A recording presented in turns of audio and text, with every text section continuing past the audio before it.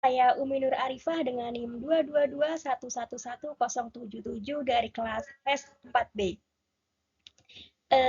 Dalam mata kuliah Hukum Pidana kali ini, izin mempresentasikan materi yang berkaitan dengan pembagian hukum pidana. Pembagian hukum pidana memiliki beberapa pokok bahasan. Yang pertama yaitu hukum pidana objektif dan hukum pidana subjektif, yang kedua hukum pidana material dan hukum pidana formil, yang ketiga hukum pidana umum dan hukum pidana khusus, yang keempat hukum pidana nasional dan hukum pidana internasional, yang kelima ada hukum pidana tertulis dan hukum pidana tidak tertulis. Yang pertama yakni hukum pidana objektif dan hukum pidana subjektif. Pengertian hukum pidana objektif adalah yang berkaitan dengan substansi hukum pidana yang berisi perbuatan-perbuatan yang dilarang dan formil hukum pidana sepanjang menyangkut acara pengenaan pidana tersebut. Sedangkan pengertian hukum pidana subjektif adalah yang berkaitan dengan hak negara untuk melaksanakan kewenangan terhadap orang yang telah melakukan suatu tindak pidana. Menurut Suringa, mendefinisikan bahwa hukum pidana objektif yang juga disebut sebagai jus poenel sebagai perintah dan larangan yang pelanggaran terhadap larangan dan norma tersebut diancam pidana oleh badan yang berhak. Ketentuan-ketentuan mengenai upaya-upaya yang dapat digunakan jika norma itu dilanggar yang disebut sebagai hukum penitentiar, tentang hukum dan sanksi, dan aturan-aturan yang menentukan kapan dan di mana berlakunya norma tersebut. Sedangkan hukum pidana yang subjektif atau jus ponendi menurut Suringa adalah hak negara untuk menuntut pidana, hak untuk menjatuhkan pidana, dan hak untuk melaksanakan pidana.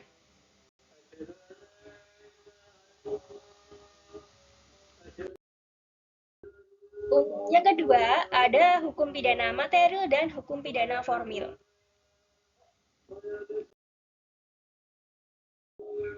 Pengertian dari hukum pidana material adalah hukum pidana material berisi perbuatan-perbuatan yang tidak boleh dilakukan atau perbuatan-perbuatan yang harus dilakukan dengan disertai ancaman pidana.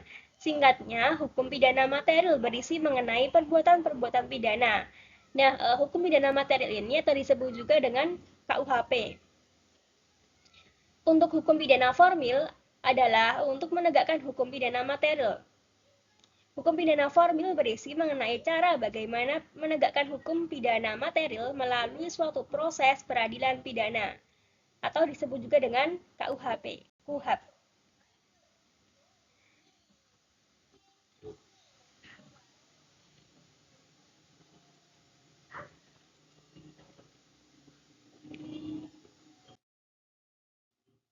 Untuk yang ketiga ada hukum pidana umum dan hukum pidana khusus.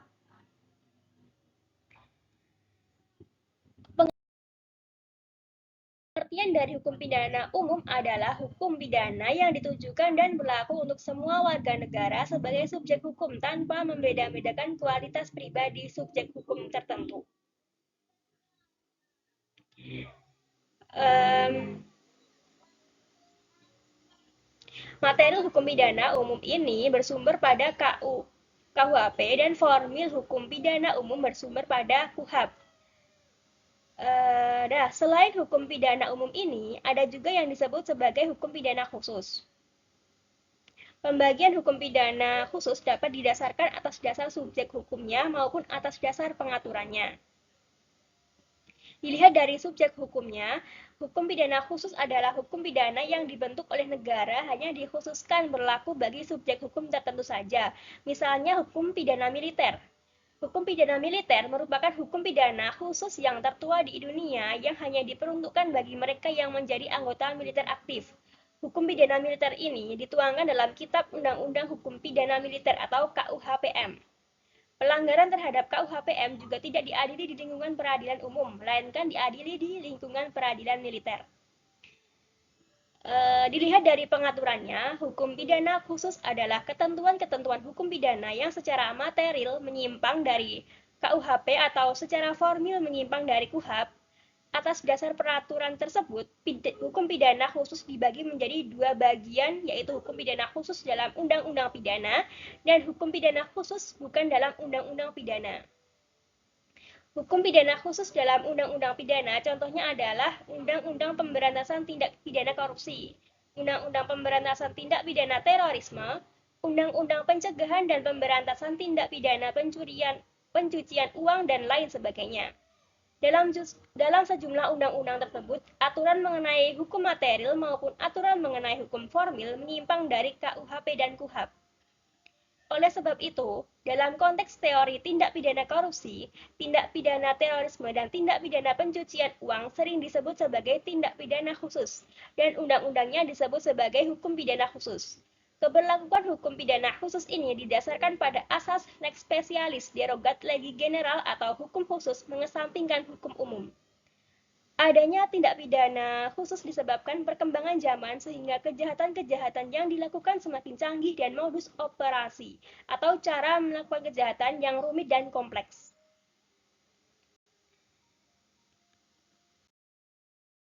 Nah, yang selanjutnya ini ada hukum pidana nasional dan hukum pidana internasional.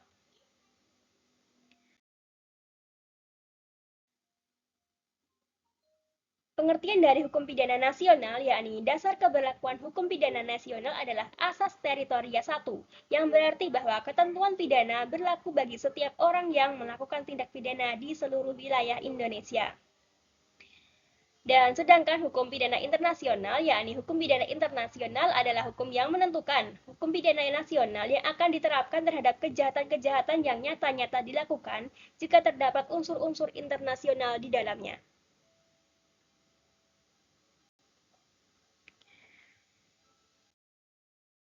Oke, yang kelima atau yang terakhir ini adalah hukum pidana tertulis dan hukum pidana tidak tertulis.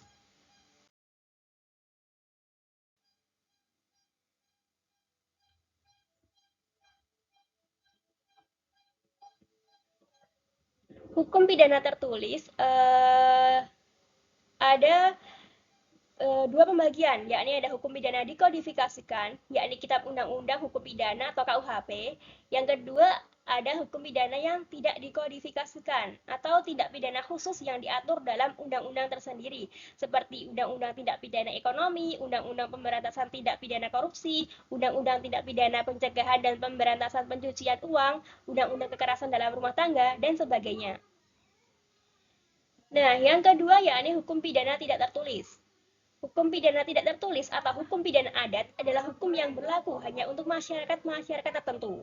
Dasar hukum keberlakuannya pada zaman Hindia Belanda adalah pasal 131 IS atau Indian Stateleging atau AB, zaman UUDS pasal 3243 ayat 4, pasal 13, pasal 16 ayat 2 Undang-Undang Nomor 48 tahun 2009 tentang kekuasaan,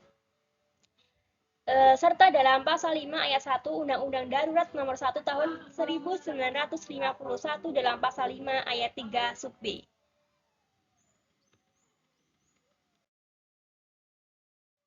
Mungkin cukup sekian pemaparan materi oleh saya. Apabila ada kurangnya mohon maaf. Apabila ada benarnya, semoga dapat bermanfaat. Sekian, wassalamualaikum warahmatullahi wabarakatuh.